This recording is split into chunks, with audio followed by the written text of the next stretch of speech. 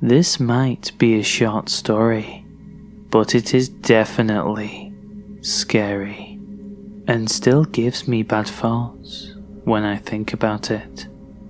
So, without any further ado, let's begin. This took place after my parents had divorced, but they lived close to each other, so it wasn't all that bad. Anyway, I would frequently forget stuff at my mum's house and would take it up to my dad's house. This was almost a nightly thing. So, one night, I was bringing my Xbox and some games to my dad's house, and one thing to note is that this was one of those double houses, if that makes any sense. Anyway, to get to my dad's house, I had to pass their side first. While I was passing their house, the wife stopped me and asked me to come closer. I thought that since my dad shared houses with her and her husband, that he knew and trusted her. So I went closer. She noticed the Xbox and games in my hands.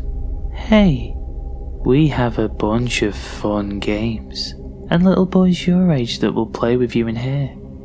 Do you want to come in?" I slowly backed away, not turning my head to her as I was doing so. I felt a cold, large hand on my right shoulder. My blood ran cold. I didn't dare turn around. I heard from behind me, "She isn't this nice all the time. I suggest you take her up on her offer." My fight or flight kicked in, and I chose flight.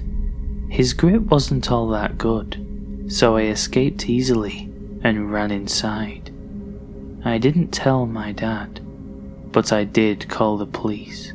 I couldn't live while knowing that they could have multiple kids in there.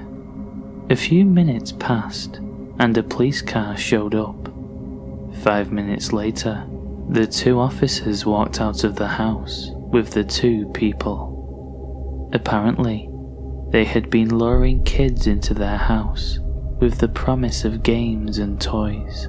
I still imagine what would have happened if the man's grip was stronger, and thank God I chose to call the police. They had 2 kids in the house, both boys. So, creepy couple who lure kids into their house, let's never meet again. I am a blackjack dealer at a tribal casino. I have been a dealer for 13 years. In that time, I have seen some scary people, but none stand out more than this guy. This guy is a scary guy, and I'm not easily intimidated. He is about 6'2", medium build, dirty blonde hair, big scar on his cheek, and reeks of Bud Light and Winston cigarettes. He had a wife that always came in with him, and she always seemed to have fallen into something face first. He is a typical redneck asshole. Not only was he mean to his wife, he was hateful to everyone he encountered. One day, I was dealing to him, and it wasn't going very well. I think I may have taken like 2K of his money, and that's when he started in on me, calling me things I wouldn't even call my dog. When we encounter verbal abuse, we are not allowed to have our pit boss have him removed from the tables. My pit boss is a woman, and he says, "I don't let no woman tell me what to do." As security is walking him off the tables, he looks me dead in the eyes and says, "You better watch your back," and I'll get my 2K from his ass one way or another. After the altercation, he was banned, but only for 30 days. Sure enough, after the 30 days, he's back in, and on my next table. I ask my boss if I can avoid the table because of our past altercation. My boss tells me he will keep an eye on him and I will be fine. I get to the table and he just stares me down. I start dealing and he's winning. About 20 minutes into my 30 minutes on the table, he says to me, "Boy, am I glad you're paying me, because I have a knife in my boot and I was planning on stabbing your ass." After my 30 minutes was up, I immediately notified my boss what was said. Security was notified. They take him to the back, and sure enough, he has an 8-inch Bowie knife in his boot. This time, he was given a lifetime ban.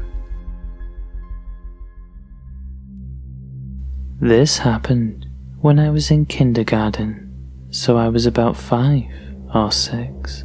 My mum had recently welcomed home her second baby, and he wasn't born in the best condition. This isn't important until later. Anyway, my school district had an early release day for us.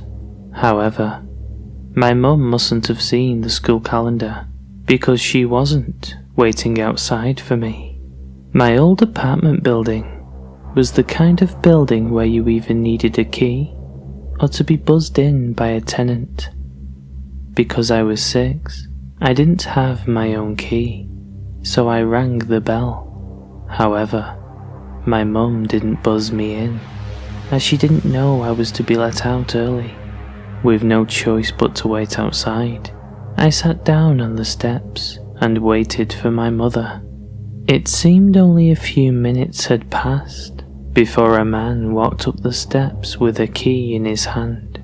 Assuming he was one of the other residents, I quickly explained my situation to him and asked if he would let me inside. The man obliged to let me in, but told me to stick with him for safety. Naturally, this made sense to me, so I agreed. I reckoned he wanted to stop at his apartment for a moment, and then he would walk me to where I lived.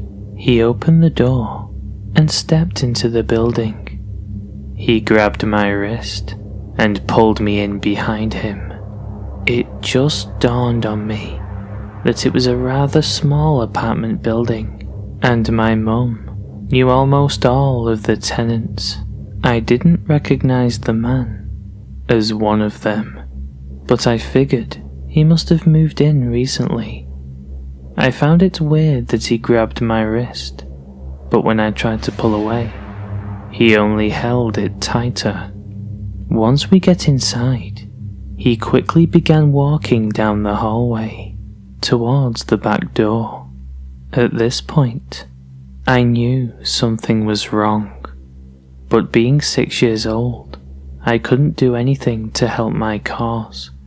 For what happened next, I am forever grateful. My mum's friend Michelle was on her way to the back door, because that's where the parking lot was. Upon seeing the man trying to take me out the back, she screamed at him, demanding to know who he was and what he thought he was doing with me. The man quickly let go and ran out the back.